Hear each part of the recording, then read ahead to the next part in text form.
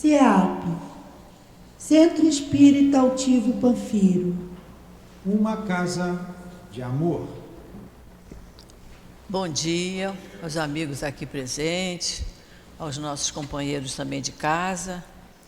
Vamos dar continuidade ao nosso estudo do Evangelho. Estamos estudando o capítulo 14, Honrai o vosso pai e vossa mãe.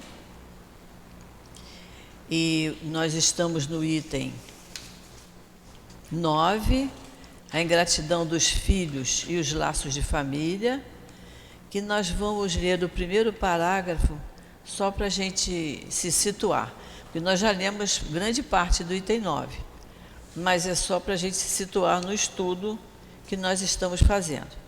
Então, capítulo 14, Instruções dos Espíritos, item 9, a ingratidão dos filhos e os laços de família.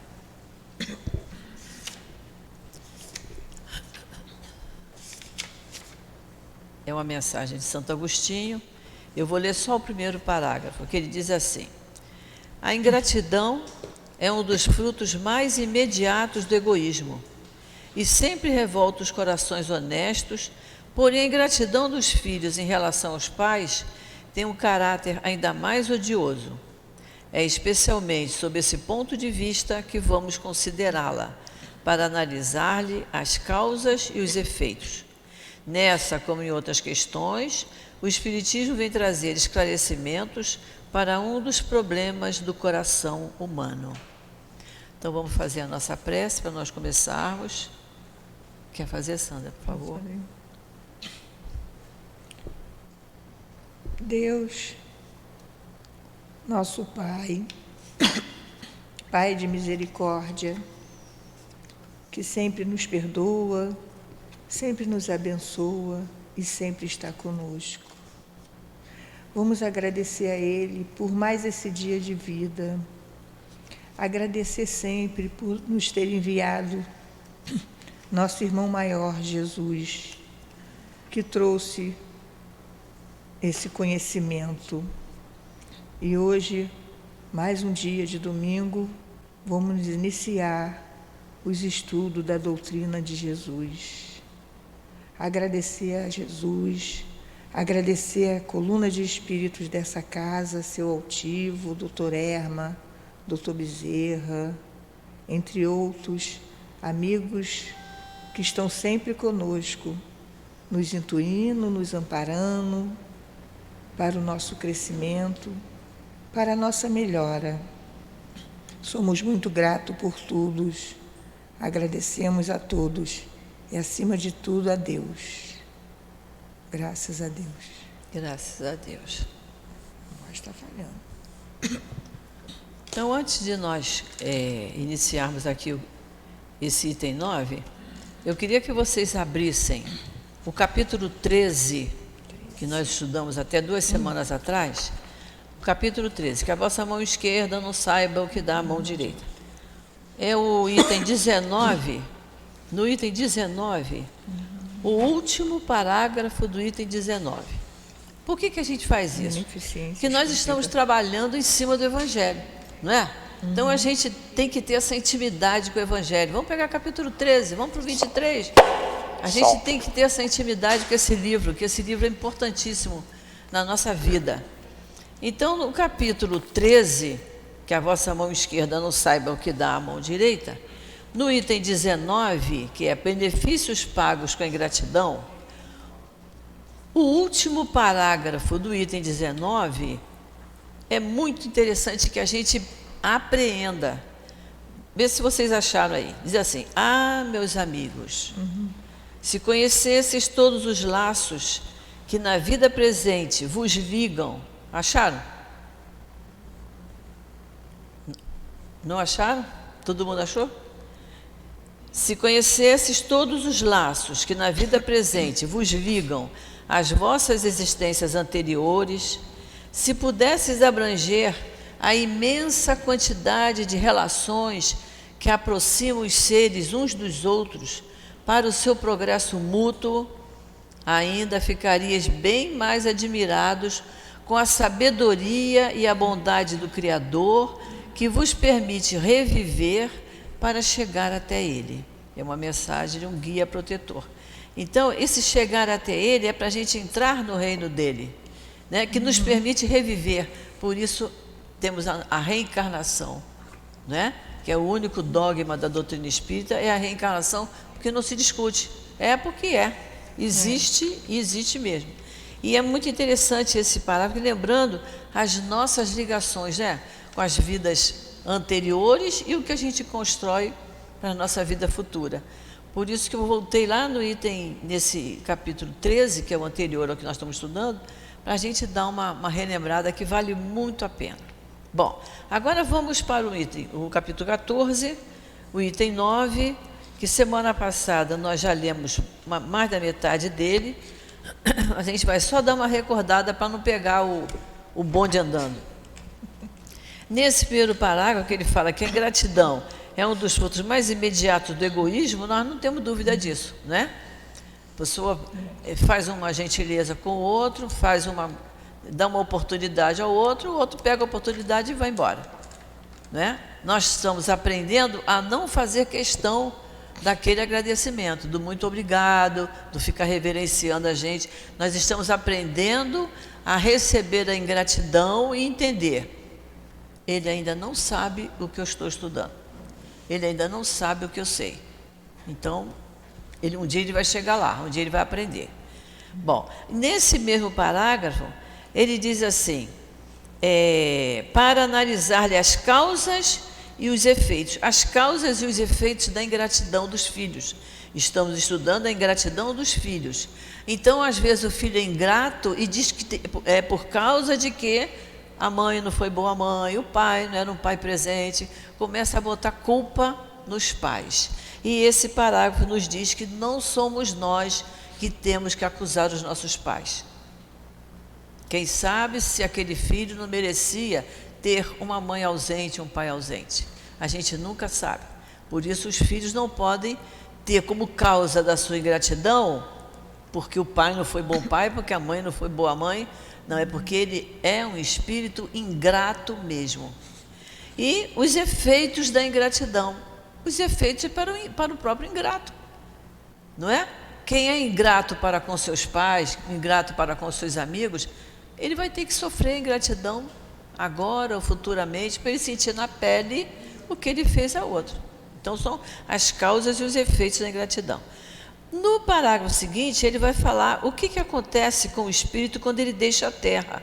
Ele leva as paixões e as virtudes inerentes da sua natureza. O que é isso? A gente sempre fala, quando desencarna, a gente leva 2 malas. É como a gente vai viajar, a gente carrega a mala, né? Com as coisas que a gente vai usar na viagem. Quando a gente desencarna, a gente leva a mala das coisas boas, das virtudes que conquistamos, e as malas das coisas ruins que fizemos. Então, as paixões e as virtudes que são inerentes à sua natureza, ou seja, aquilo que você construiu. Foi a sua maneira de conviver, de viver nessa vida, né? Mas ele vai se aperfeiçoando no espaço, ou permanece estacionário. E a gente sabe que muitos encarnados que a gente conhece têm uma vida morna, né? Que você diz assim, bom, você não tinha vontade de frequentar uma casa religiosa? Não quero não. Você vai domingo de manhã, né, para esse lugar, quem é católico tem que ir à missa também, quem é evangélico vai para o culto de noite, não tem sossego. Eu gosto muito de ficar na minha casa, está estacionário. Porque é frequentando a casa espírita, é frequentando a igreja, os cultos, é que ele vê a necessidade de ajudar o próximo. É onde ele vai empregar o amor ao próximo. Porque dentro de casa é muito fácil a gente amar o próximo, né? A gente amar o companheiro, a companheira, os filhos, né? Jesus falou, os fariseus também faziam a mesma coisa, amar os próximos dele, de dentro de casa. O que a gente precisa é expandir esse sentimento para fora da casa da gente, né? Ele diz, ou permanece estacionário até o momento em que sinta o desejo de ver a luz. Há um momento em que o espírito sente vontade, ele vê os outros fazendo, ele diz, eu acho que eu vou mudar minha maneira de ser. Eu vou trabalhar esse meu lado aqui. E é a luz do conhecimento, do entendimento, a luz do amor que chega, né? Aí mais adiante ele diz assim, que há alguns espíritos mais avançados é permitido entrever uma ponta da verdade. Porque nem nem as pessoas não são totalmente ruins. Como nós que estamos num planeta de provas e expiações, não somos totalmente bons. Aqui não tem ninguém bonzão. Porque Jesus falou, por que me chamas de bom? Bom é meu Pai. Se Jesus disse isso, nós não podemos dizer que nós somos bons, né? Mas aqueles que já estão demonstrando uma vontade de sair daquele atoleiro em que ele se encontra, é mostrado a ele, é permitido uma ponta de verdade. Ou seja, chega um guia espiritual e diz para ele, você não está com vontade de melhorar, de sair disso? Então vamos lá, me dá a tua mão e vamos lá. E leva ele para o caminho do progresso. Isso acontece, né? Aí ele diz, compreendem que para ir até Deus só existe uma senha, a caridade. Senha a gente entende bem, né? A gente vai fazer alguma coisa, né? Vai atrás de um documento, num lugar cheio de gente, tem que pegar uma senha. A senha para se aproximar de Deus é a caridade. E adiante ele diz, não há caridade com ódio no coração. Quem ainda odeia alguém, que não é o nosso caso, nós aqui não odiamos mais ninguém, né? A gente pode gostar menos, né? Mas odiar não existe mais. Mas aquele que tem ódio no coração e que ainda não aprendeu a perdoar, esse fica difícil, ele não consegue fazer a caridade, porque ele só está pensando nele, não é isso? É isso que ele quer dizer aqui.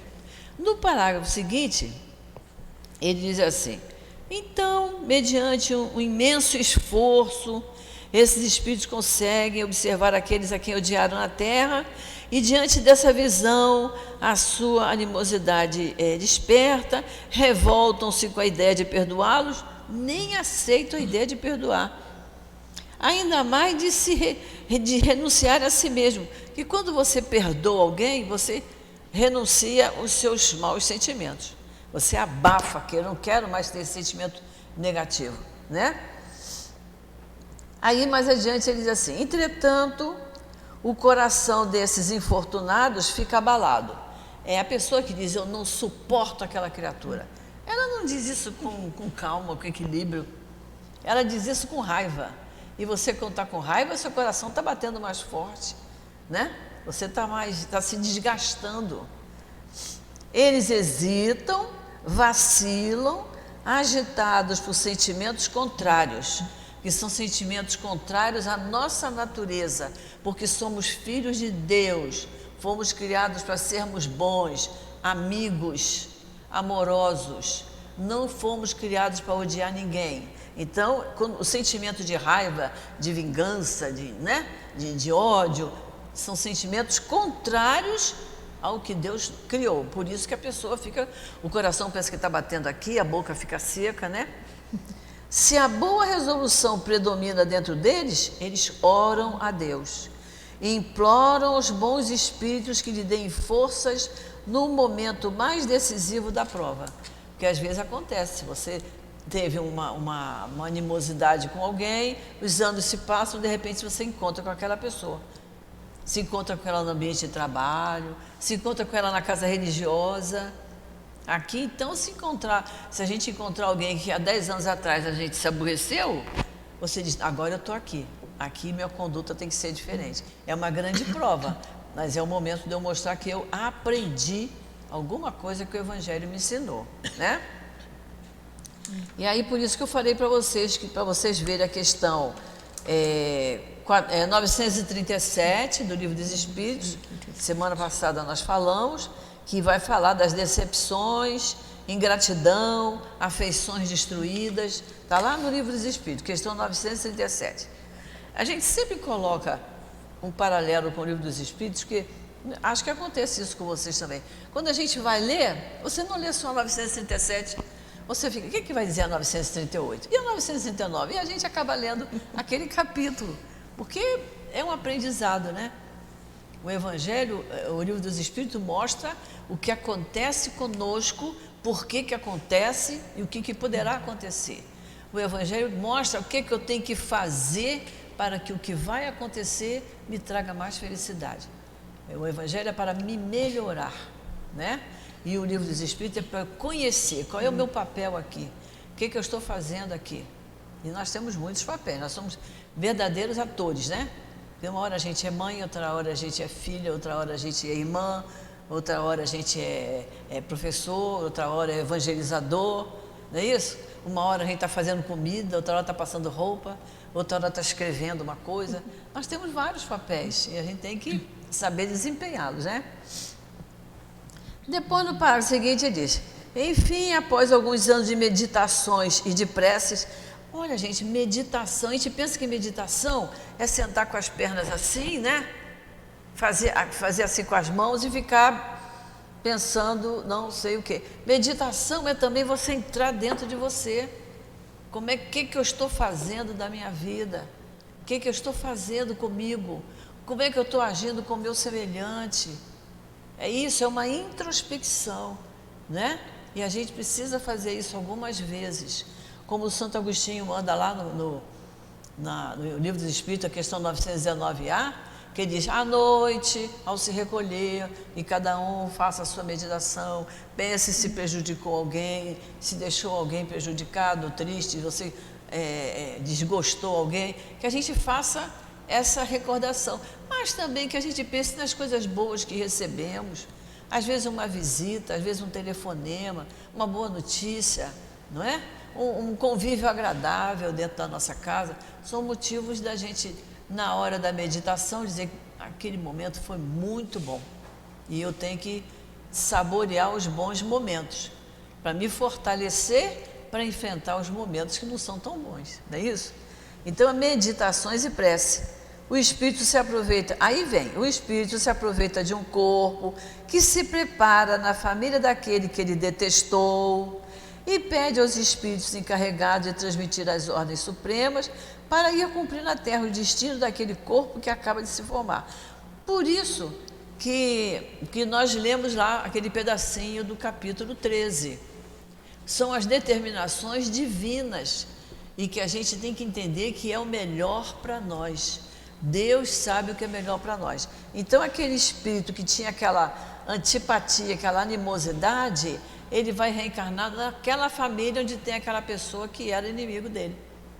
Deus coloca ele ali, para ele aprender, tanto o outro aprender a perdoá-lo, a tratá-lo bem, como ele aprender também a mudar o gêniozinho dele. Por isso que nós temos que observar a criança desde pequenininho, porque ela traz as tendências dela, né? E aí Deus é tão bom que o nosso filho leva anos crescendo, não é isso? O cachorrinho com 6 meses ele é adulto, e a criança não, com 6 meses ela não sabe fazer nada, só sabe dar trabalho. Então, Deus nos dá esse tempo todo para a gente observar aquele filho que nós estamos educando, aquele filho, aquele neto, aquele afilhado, quem tiver sob os nossos cuidados, né? Aí mais adiante assim, qual será então a sua conduta nessa família? Essa conduta dependerá da maior ou menor persistência nas suas boas resoluções. O contato incessante com os seres que ele odiou é uma prova terrível, sobre a qual às vezes sucumbe se a sua vontade não for bastante forte. Aí na semana passada eu contei o caso de uma menina que eu contei aqui para vocês, que desde que nasceu ela não recebia nada do pai, ela queria distância do pai, o pai ia dar água, ela não aceitava, ela não queria, mas o pai espírita, ele dizia, temos alguma coisa aí entre nós dois que criou essa animosidade, eu tenho que vencer isso. E ele venceu, e hoje ela já é adulta e ela ama de paixão aquele pai, quer dizer, acabou aquela animosidade. Vocês já pensaram se esse pai dissesse assim, não quer que eu lhe dê água? Não quer que eu lhe dê banho, que eu lhe dê colo? Então, fica aí com a sua mãe. Não teria resolvido o problema, mas ele reconheceu isso, não é isso? Aí diz assim conforme prevalecer a boa ou a má resolução, ele será amigo ou inimigo daqueles em meio dos quais foi chamado a viver. Vai depender da resolução do espírito. E ele tem que aproveitar as oportunidades, que é uma grande oportunidade. Vocês já pensaram 2 espíritos inimigos e vir um como mãe do outro? Não é? Que é um laço muito forte, o laço maternal. Não é? E eu também conheci uma criança que até os 10 anos ela não suportava a mãe. E a mãe não entendia, mas a avó, que era espírita, era até presidente de uma casa espírita, ela dizia, eu estou cortando um dobrado para fazer a minha filha entender essa situação com a minha neta. Porque veio na condição de mãe e filho porque o amor de mãe, amor de pai é muito profundo, né? Mas enquanto a criança não falava, tudo bem. Quando começou a falar, a menina dizia tranquilamente, eu odeio você, eu não suporto você. E a mãe não entendia essa situação. Bom, aí ele diz assim, por aí se explicam esses ódios, essas repulsas instintivas que se percebem em certas crianças e que nenhum ato anterior parece justificar. Nasceu naquele lá, ninguém fez nenhum mal a ela porque ela não gostava da mãe. Só pode ser causa anterior, né? Efetivamente, nada nessa existência pôde provocar essa antipatia. Para compreendê-la, é preciso voltar o olhar para o passado. E aí eu falei com vocês que isso estava bem explicado na questão 291 do Livro dos Espíritos, que fala das relações de simpatia e antipatia entre os espíritos, para a gente estudar mais profundamente sobre isso. E aí chegamos hoje no item que nós vamos começar, ó espíritas. Mas aí eu trouxe para vocês verem um livrinho que é muito bom, Chico de Francisco. Esse livro diz umas coisas muito interessantes que tem alguma coisa a ver com o nosso estudo. Chico Xavier dizendo assim, olha, de nossa parte, cremos que o problema do planejamento familiar está ligado ao livre-arbítrio dos casais, de vez que, segundo pensamos, cada casal precisa saber o que faz, de modo que a família se forme para cooperar na realização do bem de todos. E aí nos lembra a questão 132 do Livro dos Espíritos, em que os Espíritos dizem que nós somos coparticipantes de Deus na obra da criação. É nessa hora que a gente cria uma família e pai e mãe cumprem completamente com os seus deveres e criam filhos como pessoas de bem, ele está participando da obra do Criador. Que pessoas de bem só vão fazer o bem e vão seguir a carreira do amor, né? Depois ele diz assim, olha só, segundo os benfeitores espirituais, a ciência terrestre aperfeiçoará de tal modo os anticoncepcionais que serão eles usados sem quaisquer riscos para a saúde humana, de modo que a Terra se liberte das calamidades do aborto e a fim de que o livre-arbítrio funcione, presidindo as responsabilidades dos parceiros nas relações afetivas, que precisam usar a própria consciência nos compromissos que assumam. Gente, esse livro é muito bom. Olha o que ele fala. Esse livro, olha, eu acho que foi, não, foi, acho que, olha, não, está dizendo aqui. Deve ter sido nos anos 60, porque foi em 66 que liberou o anticoncepcional. Olha, aqui está dizendo, a primeira edição foi em 1987. A primeira edição. Esse livro é muito, muito interessante. São perguntas que fizeram ao Chico e ele respondeu. Então, mostrando aqui que às vezes, quando numa família tem um filho que é ovelha negra, né? Que aí a pessoa diz assim, soubesse, não tinha deixado vir, por ignorância, não é? Os pais abandonarem aquele filho, aquela filha, porque ela é geniosa, né? Porque ela é rebelde, mas tem que saber contornar, tem que saber. Mas nós vamos estudar, está lá no Livro dos Espíritos, também diz isso. Se os pais fizerem todo o possível, tudo que for possível para trazer aquele filho para o caminho do bem e do amor, e não conseguir, a culpa não é deles.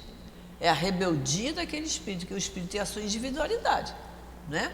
A gente chega para o filho, fala, aconselha, mostra o que tem que ser feito, esclarece, Vai lá, presta atenção e diz, não vou fazer.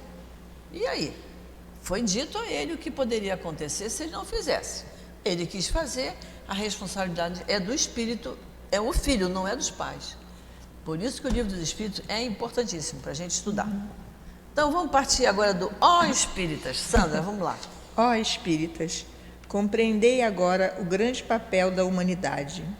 Compreendei que, quando gerais um corpo, a alma que nele encarna vem do espaço para progredir. Tomai conhecimento dos vossos deveres e usai todo o vosso amor na tarefa de aproximar essa alma de Deus. Essa é a missão que vos foi confiada e pela qual recebereis a recompensa se ela for cumprida fielmente. Olha aqui, que parágrafo importantíssimo, né? Está falando para nós, mas isso todos têm que tomar conhecimento. Não só nós espíritas, né? É que nós temos que compreender o nosso papel na humanidade. Já que nós somos co-criadores da obra da criação, a gente tem que ver, eu tenho um papel importante, né? Tanto no meu lado religioso, como na minha família, como no meu trabalho remunerado, eu tenho os meus deveres.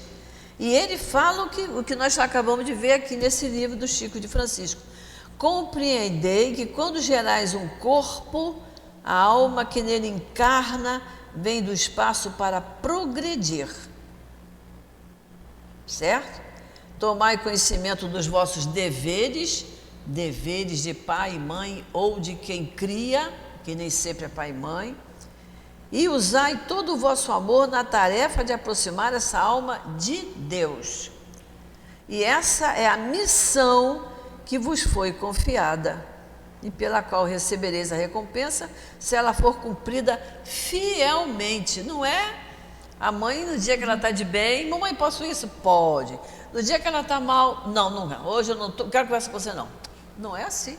Cumprir fielmente é ser igual todos os dias. E aí é a questão 582 do Livro dos Espíritos. Anotem aí que é importante. Questão 582, que Kardec pergunta assim, ó. Pode-se considerar como missão a paternidade? É claro que isso aqui foi escrito em 1800 e tanto, então falava-se muito, o homem precisa fazer isso. A missão é da paternidade, mas a gente tem que trazer isso para os nossos dias. Quando fala o homem, é a humanidade, é o ser humano. A missão não é só da paternidade. Chico já botou aqui no livro dele. A missão é do casal, é de quem colocou aquele filho no mundo. Então ele pergunta, pode-se considerar como missão a paternidade? E os espíritos responderam, é sem contestação possível, uma verdadeira missão. E é ao mesmo tempo um grandíssimo dever, e que envolve mais do que se pensa a sua responsabilidade quanto ao futuro daquele espírito. E aí nós vamos ver adiante uma frase aqui também muito boa. Vamos continuar. Vossos cuidados e a educação que lhes derdes a ajudarão a aperfeiçoar-se e a construir o seu bem-estar futuro. Olha só, nós estamos falando aqui de tratamento, de dever, de cuidados, mas quando ele fala assim, e a educação que lhe derdes, a educação que os pais, quem cria, passar para aquela criança, o que é a educação? É ensinar a pedir desculpa, a pedir licença, a pedir por favor, a agradecer. Mas é preciso que os pais também façam isso, né? Não é isso? Isso qual é? Aquele trabalho que você fez. Pois é. Isso é importante, porque se pai e mãe não souberem pedir desculpa, né? Se não tratarem os outros com delicadeza, com respeito, não vão passar isso para os filhos. Não passa. O que é uma coisa lamentável. Porque a gente, às vezes, outro dia eu estava conversando com uma pessoa e passou uma pessoa no meio, assim, um adulto. Eu falei, como é que pode um negócio desse? Não foi capaz de pedir licença, passou. Quer dizer, uma pessoa adulta, aquela criatura não tem condições de educar uma criança, né? Porque esse ato para ela é natural, não tem a menor importância. Chegar a interromper uma conversa, interromper um assunto, né? Então, se você disser para o filho assim, a mamãe está falando, tem que esperar a sua vez. né? E ele vai ter que esperar. Ele vai ter que, e vai aprender. Agora, se é aquela mãe que o filho... Já viram isso? A criança fica, mãe, mãe, mãe, mãe, mãe. A mãe não ouve. A coisa que mais me deixa angustiada. Você vê isso, você está numa praça de alimentação, num shopping qualquer, a criança fica sacudindo a roupa da mãe ou do pai, pai, pai, pai, e eles continuam, não, como se nada tivesse acontecendo. Eu digo, gente, que negócio é esse? A criança está querendo falar, é só dizer assim, espera um pouquinho que eu já vou te atender. Espera um pouquinho, ele vai aprender a esperar. Agora, de repente, vira para o lado e dá um grito, o que é? Bom, é assim que a gente vê muito, que é muito triste isso, né? Essa é uma falta de respeito para com os filhos.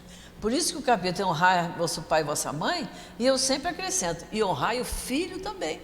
A gente tem que prestar atenção e Kardec está explicando isso para a gente. E Santo Agostinho, nessa lição aqui, está excelente. Então, vamos lá. Deus perguntará, que fizeste da criança que foi entregue aos teus cuidados? Olha que coisa, olha, já aprendemos que a maternidade, a paternidade é uma missão, não é uma coisa assim, como outro dia na televisão a moça falou, eu engravidei com 17 anos por falta de informação. Não, isso não é desculpa, né? Foi falta de responsabilidade, foi falta de pensar que daqui a 9 meses a vida dela vai mudar e que ela tem que estar presente. Então, olha só, já aprendemos que é uma missão, e missão é para coisas sérias. E depois aqui essa pergunta, olha, lembrai-vos de que a cada pai e a cada mãe, Deus perguntará, que fizeste da criança que foi entregue aos teus cuidados? A gente já parou para pensar nisso? A gente bota filho no mundo e quando chegar lá, então quando eu desencarnar, eu estou com um filho com 57, outro com 54, eu não tenho nem que me preocupar mais, né? Já esqueci esse tempo. Mas quando eu chegar lá, que um guia protetor disse para mim, vem cá, minha filha, o que é que você fez dos filhos que lhe foram confiados? Eu vou ter que pensar, e se eu não dei conta? Né? A gente não imagina que quem morre em idade mais jovem, que deixa filho pequeno, tem certeza que vão falar isso. Mas quando a gente morre, que os filhos também já estão velhos, a gente pensa que não vão perguntar, mas vão perguntar. Que fizeste da criança que entreguei aos teus cuidados? Se permaneceu atrasada por vossa culpa, tereis como castigo vê-la entre os espíritos sofredores, quando dependia de vós que ela fosse feliz. Se a mãe e o pai não cumpriram com os seus deveres. Então vós mesmos, maltratados pelos remorsos, pedireis para reparar a vossa falta. Solicitareis uma nova encarnação, para vós e para ela, em que ireis cercá-la de cuidados mais atentos, e ela, cheia de reconhecimento, vos cercará com o seu amor. Isso, numa próxima encarnação as coisas se ajustarão, porque ali o erro foi de quem criou, que não educou, ficou a dívida, né? Não repudieis, portanto, o filho que no berço repele sua mãe, nem aquele que vos paga com a ingratidão. Não foi o acaso que o fez assim e que o enviou para vós. Uma imperfeita intuição do passado se revela e dela podeis imaginar que um ou outro já odiou muito ou foi bem ofendido, que um ou outro veio para perdoar ou para expiar. Gente, é a nossa doutrina que nos alerta, né? É a nossa doutrina espírita que nos alerta com relação a isso. Não é? Como é importante a gente tomar conhecimento disso, né? Como é importante. Mães, abraçai o filho que vos causa desgostos e dizei a vós mesmas, um de nós foi culpado. Olha só que coisa interessante. Sabe, isso me lembra muito quando eu trabalhava na obra social do Leon Denis e tinha mães que diziam para mim assim, sabe que depois que você falou aquilo, isso fica na minha cabeça? Um de nós dois é culpado, mas eu não me sinto culpado. Eu digo, agora você vai ser reprovado. Nós vamos começar a estudar tudo de novo. Tudo de novo. Porque ainda estava se questionando. Mas olha o que diz aqui. Mães, olha, nessa hora, nessa hora, Santo Agostinho não se referiu aos pais, Não, homens. foi a mãe mesmo. Tudo se refere ao homem, né? Ao homem. Mas aqui é mães. Abraçai o filho que vos causa desgostos. E dizei para vós mesmas, se estou passando por isso, um de nós dois é culpado. Ou eu ou o filho. Ou eu tenho dívida com ele, ou ele tem dívida comigo. Como nós temos esquecimento do passado, eu tenho que fazer a minha parte da melhor forma possível. Que coisa, que frase, essa frase é importantíssima, Muito, né? Comportai-vos de forma a merecer as divinas alegrias que Deus concedeu à maternidade, ensinando a esse filho que ele está sobre a terra para se aperfeiçoar, amar e bendizer. No entanto, muitas dentre vós, em vez de anular, por meio da educação, os maus princípios inatos de existências anteriores, mantém e desenvolve esses mesmos princípios por fraqueza culposa ou por desinteresse, e, mais tarde, vosso coração magoado pela ingratidão dos vossos filhos será para vós, desde esta vida, o começo da vossa expiação. Olha o que ele diz aqui, né? Primeiro, ele vai nos conscientizando do nosso dever com relação à maternidade, porque ele diz aqui, olha, comportai-vos de forma a merecer as divinas alegrias que Deus concedeu à maternidade. Bom, lá adiante ele fala, no entanto, muitas, está só se dirigindo às mães, muitas dentre vós, em vez de anular por meio da educação os maus princípios inatos de existências anteriores, mantém e desenvolve esse mesmo princípio por fraqueza culposa ou por desinteresse. É aquele negócio, é criança, vai mudar, né? Tem esse mau hábito, mas vai mudar. Nós tivemos há muitos anos uns vizinhos em que eles tinham 2 filhos, 2 garotos, 12, 13, 14 anos, e eles eram mauzinhos.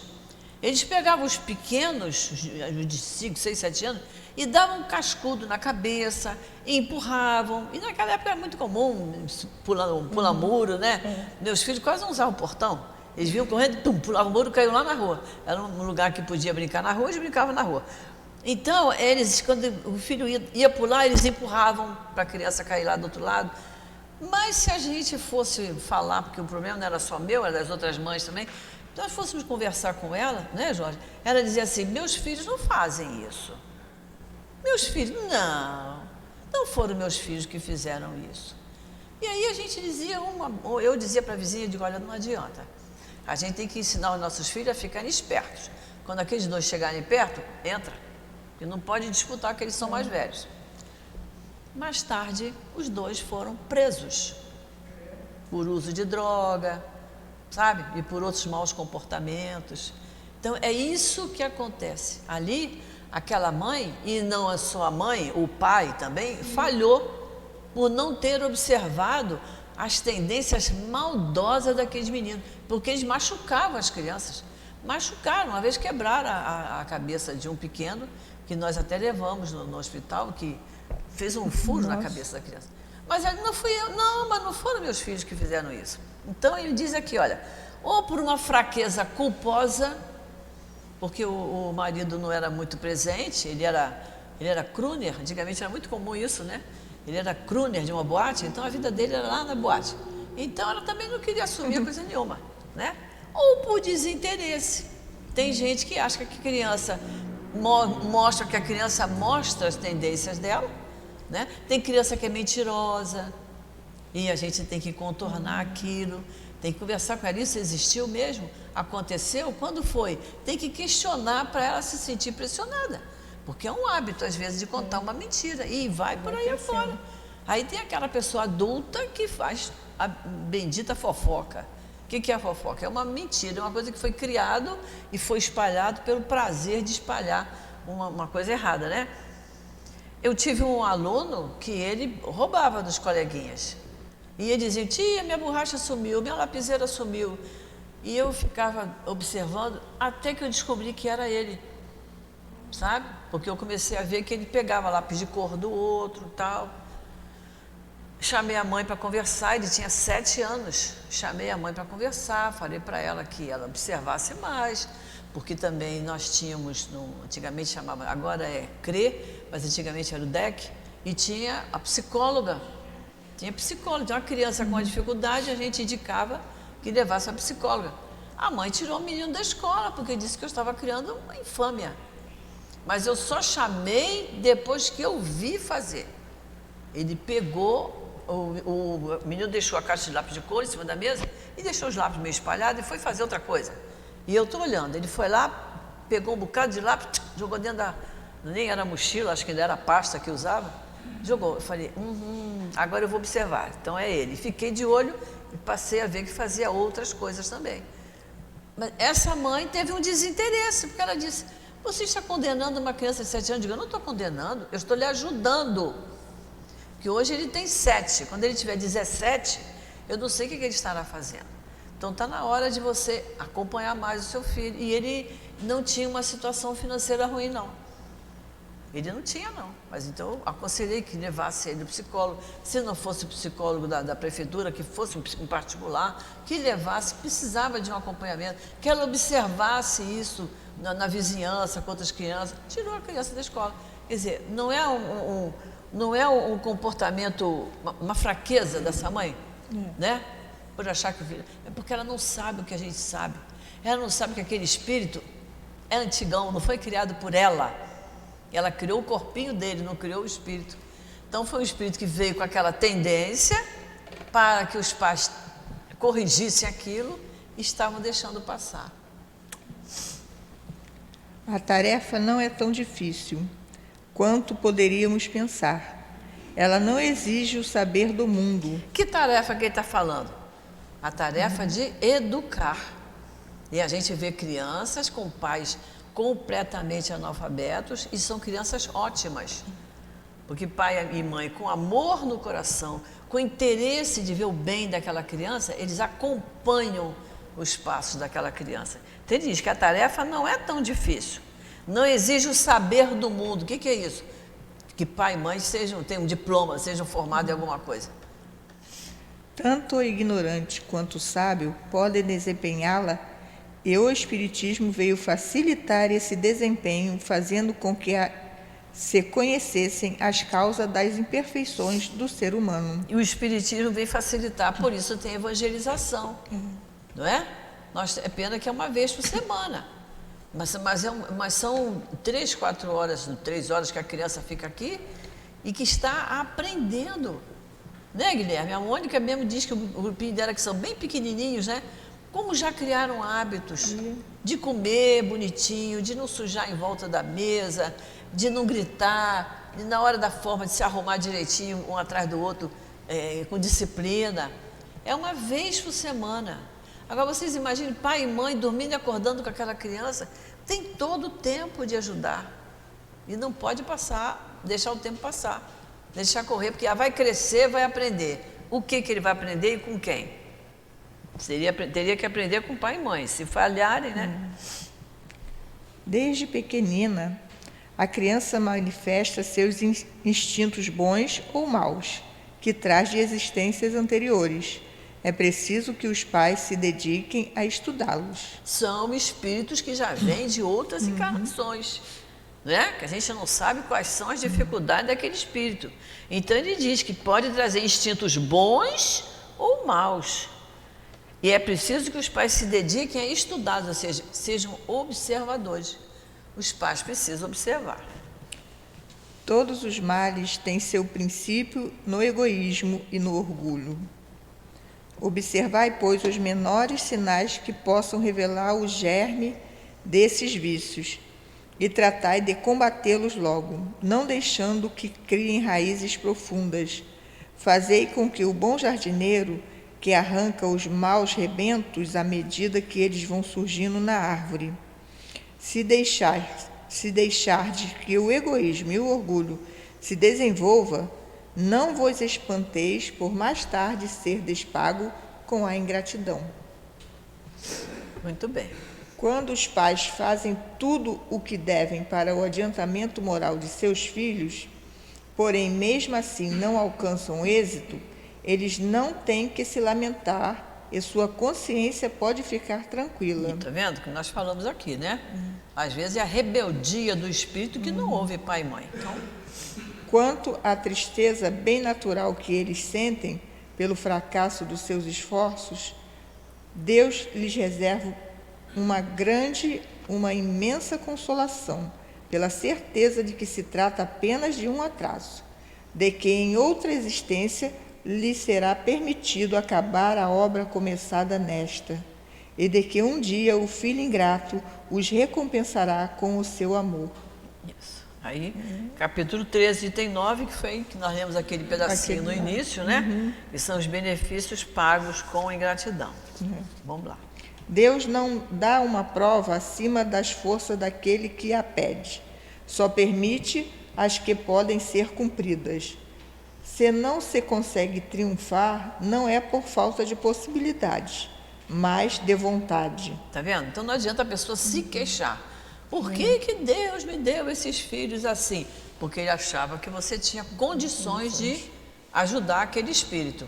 Se você não conseguiu, ou foi pela grande rebeldia do espírito, como está no parágrafo anterior, ou porque a sua vontade também não foi muito forte. E a gente vê muito isso, né? Quando a pessoa está bem humorada, tá bem, meu filho, vem cá, faz carinho. Quando está mal-humorada, né? Aí a criança, quando vem, olha, hoje eu não estou para coisa não, estou muito aborrecida, sai para lá. A pessoa muda o humor dela e a criança não tem nada com isso, né?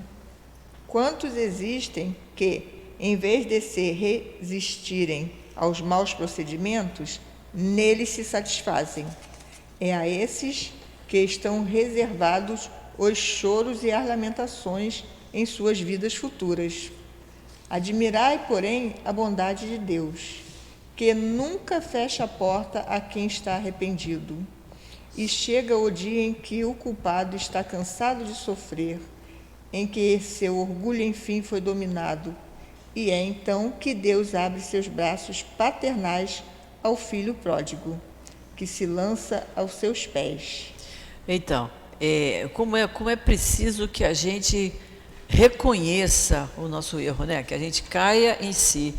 Chega o dia em que o culpado está cansado de sofrer e que seu orgulho, enfim, foi dominado. E é então que Deus abre seus braços. Quer dizer, eu fiz um monte de coisa errada, passei direto pelo que era bom, fui fazendo bobagem, mas chega um dia em que eu caio em mim, reconheço meu erro, me arrependo e Deus recebe.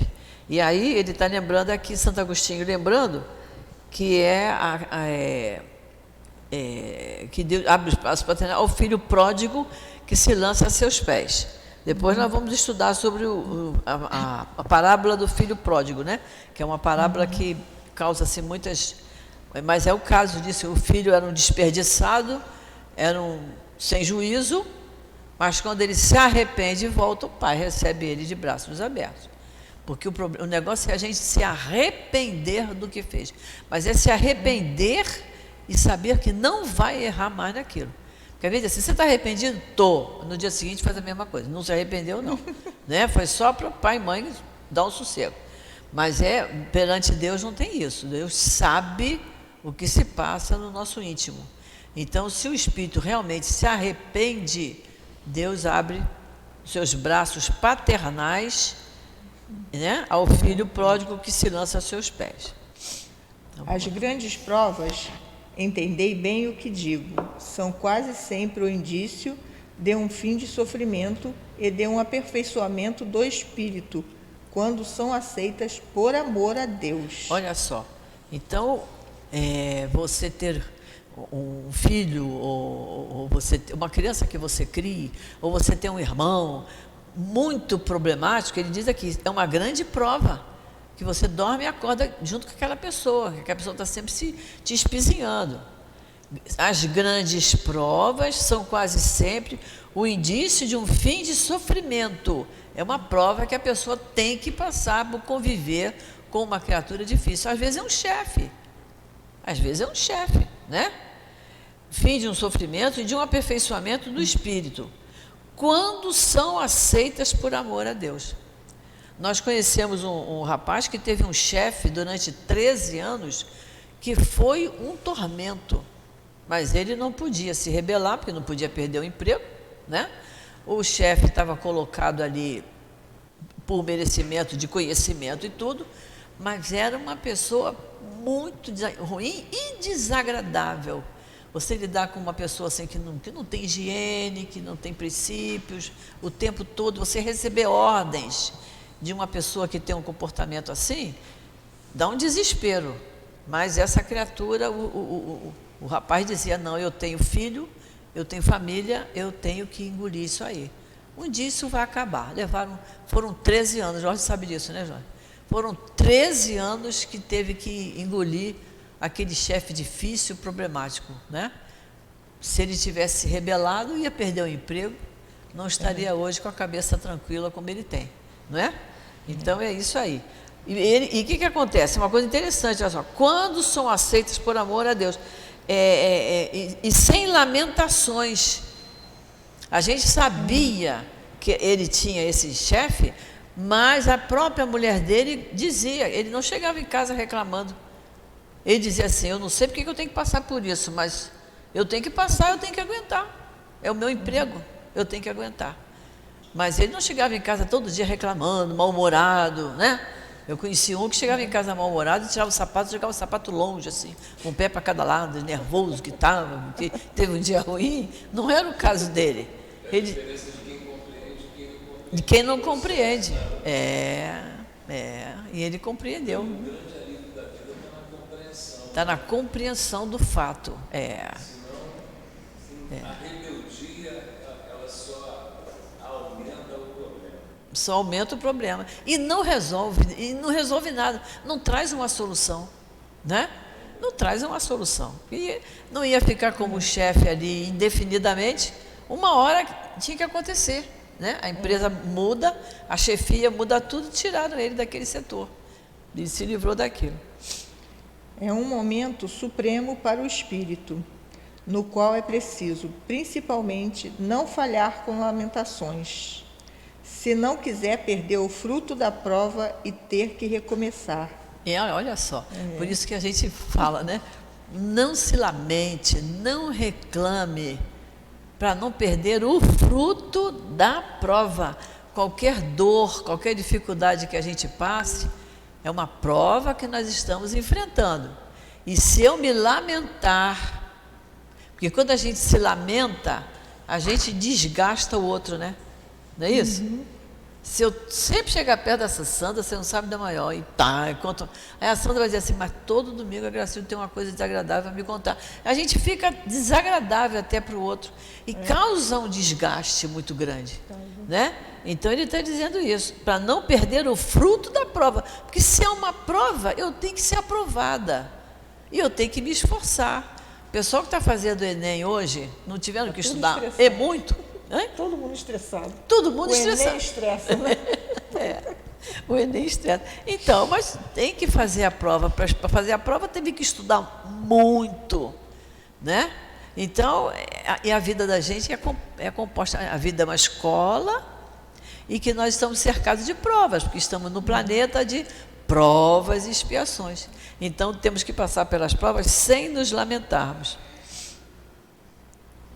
Em vez de vos lamentardes, agradecei a Deus, que vos oferece a oportunidade de vencer, para vos dar o prêmio da vitória.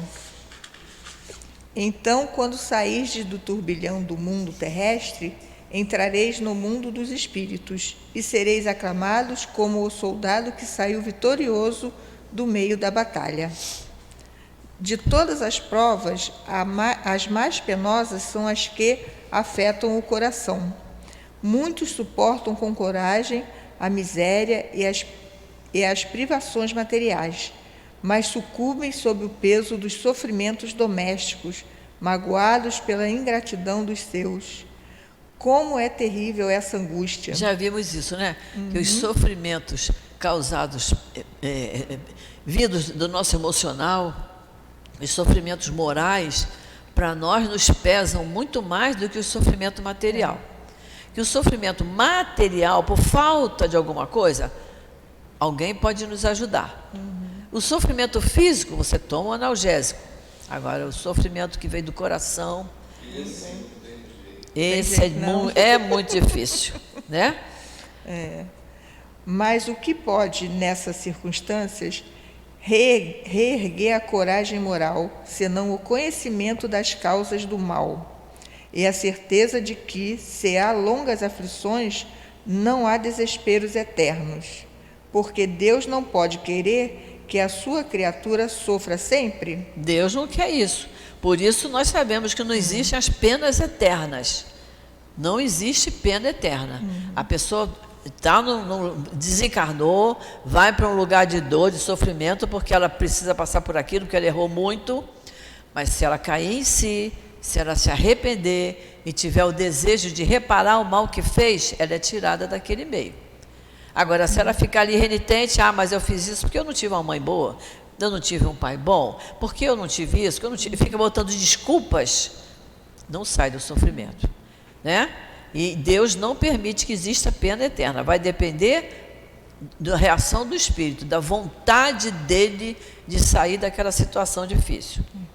O que há de mais consolador, de mais encorajador do que o pensamento de que depende de si, dos seus próprios esforços, abreviar seu sofrimento, destruindo em si as causas do mal.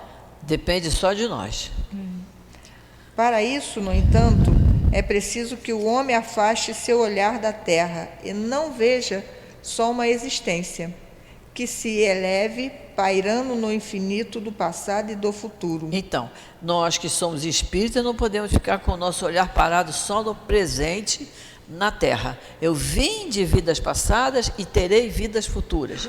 Então, eu estou passando dificuldade por coisas que me aconteceram em vidas passadas, tenho que enfrentá-las agora corajosamente, com vontade de vencer, para construir um futuro para mim melhor, mais equilibrado. Então, a grande justiça de Deus se revela aos seus olhos, e ele espera com paciência, porque é explicável agora o que antes na terra lhe parecia monstruosidade. É explicável agora pela nossa doutrina espírita. A nossa doutrina nos explica isso profundamente. As feridas que recebeu não lhe parecem mais que arranhões. Nesse golpe de vista lançado sobre o conjunto, os laços de família aparecem como verdadeiramente são, não mais os frágeis laços da matéria ligando seus membros, mas os laços duráveis do espírito, que se perpetuam e se consolidam ao se depurarem em lugar de se esfacelarem com a reencarnação. Então, 2 espíritos vieram para cumprir uma prova, um para perdoar o outro, um para compreender o outro. Se perdoaram e se compreenderam, passam a formar um laço espiritual, né? Vieram como laço de sangue, sanguíneo, como mãe e filho, pai e filho, irmão, é de sangue, né? Fulano, é meu irmão, é meu sangue, não é assim que a gente fala? Porque é da mesma família. Mas para formar a família espiritual, é depois que se perdoam, se compreendem, são aprovados nas provas que vieram passar, não é isso? E aí formam o laço espiritual, que é o laço durável. Os espíritos cuja similitude de gostos, identidade do progresso moral e afeição fazem com que se reúnam, formam famílias. Formam famílias. Esses mesmos espíritos, nas suas migrações terrestres, se procuram para se agruparem, como o fazem no espaço, nascendo daí as famílias unidas e homogêneas. E Deus é tão bom que bota numa família de 6 pessoas, bota 5 pessoas que se dão bem e um complicado. Porque é a missão dos que estão bem ajudar o complicado, para ele aprender, para ingressar definitivamente naquela família amorosa, né? Se nas suas peregrinações, momentaneamente, eles são separados, mais tarde se reencontrarão, felizes com seus novos progressos. Porém, como não devem trabalhar somente para si mesmo, Deus permite que espíritos menos adiantados venham encarnar entre eles, para receberem conselhos e bons exemplos, com vistas ao seu adiantamento. E a gente vê muito isso, né? Às vezes o filho é rebelde, mas ele vê o irmão, que pode ser mais velho, pode ser mais novo, tomando atitudes acertadas, corretas, né? E aí ele diz, eu vou ter que fazer, né? Intimamente ele diz, eu vou ter que fazer igual ao meu irmão, porque eu estou sentindo que meus pais estão mais satisfeitos com ele do que comigo. Não reclamam dele, mas reclamam de mim. Então, é isso aí, né? Para receberem conselhos e bons exemplos. E os bons exemplos vêm também de pai e mãe, né? Como é que um pai ou uma mãe que tem atitudes grosseiras, que usam palavras de baixo calão, vai proibir que o filho fale, né? Muito especialmente hoje, porque antigamente, no meu tempo, dizia-se assim, mas eu sou sua mãe, eu posso. E a gente tinha que engolir. Mas hoje as crianças não aceitam isso. As crianças dizem, mas você falou, né? Vira para o pai e diz, pai, mas você falou essa palavra. Outro dia aí você falou essa palavra. Aí ele se sente no direito de dizer também, não é? Então nós temos que prestar atenção nisso. O hábito da criança geralmente vem dos pais. Ah, porque ouviu de alguém aquilo. Aqueles pais que às vezes gostam de ficar tomando a cerveja no esquina, largada na rua. As crianças vão entender. É normal ficar olhando tudo bebendo, enchendo as portas, depois eu vou para casa. O pai faz sempre aquilo, e é pai dele, ele gosta do pai, e ele vai copiar. Ele vai copiar, exatamente. Muitas vezes, tais espíritos tornam-se a causa de perturbações daquele meio, mas é isso que constitui a prova e a tarefa que os outros têm que desempenhar. Acolhei-os, portanto, como irmãos, ajudai-os, e mais tarde, no mundo dos espíritos, a família se alegrará por haver salvo alguns náufragos, que, por sua vez, poderão salvar os outros. E aí vai por continuidade, né? Aquele foi ajudado, melhorou, numa próxima encarnação ele já vem em outro meio para ajudar também, porque ele tem condições de ajudar. Olha, essa mensagem de Santo Agostinho é maravilhosa para a gente ler, reler, é muito boa, né? E mostra que nós não estamos aqui para ficar numa vida boa, né? Pessoas dizem, está tudo azul, está uma beleza. Não é assim. Nosso planeta não é disso, né? Porque enquanto está tudo bom, a gente também não cresce muito. Né? Está tudo tão bem, para que eu vou me mexer? Para que eu vou sair do meu conforto, não é isso? Então, essa mensagem é excelente para a gente estudar. Por isso que o Evangelho a gente estuda novamente, torna a estudar, porque está sempre em dia com as nossas dificuldades, né? Olha, está na nossa hora, vamos fazer a nossa prece para a gente encerrar o nosso estudo do Evangelho. Não é aula, é estudo, é uma dedicação, né? Sobre um livro que é tão importante no nosso dia a dia. O Evangelho é imprescindível. Então vamos fazer a nossa prece. Querido Jesus, querido Emmanuel, patrono do nosso estudo do Evangelho, nosso querido altivo, Antônio de Aquino, Dr. Herman, espíritos maravilhosos que estão sempre junto de nós, ouvindo as nossas súplicas, que estão sempre aqui nessa nossa casa de amor, trabalhando incansavelmente. Nós queremos agradecer a todos esses espíritos amorosos por podermos estar aqui nesta manhã de domingo, estudando o nosso Evangelho. Que possamos, Senhor, gravar pelo menos algumas mensagens da aula de hoje, para que possamos repassar esses ensinamentos para aqueles que não têm a mesma oportunidade que nós temos de estudar a doutrina espírita, que nos equilibra, que nos acalma, que nos consola, mas que nos faz compreender as dificuldades do nosso dia a dia. Então, Jesus, é com o nosso coração muito agradecido por todas as oportunidades que temos através da doutrina espírita. É com o nosso coração muito agradecido que nós pedimos a tua permissão, a permissão dessa coluna de espíritos queridos e a permissão de Deus nosso Pai para encerrarmos o nosso estudo do Evangelho da manhã de hoje. Graças a Deus.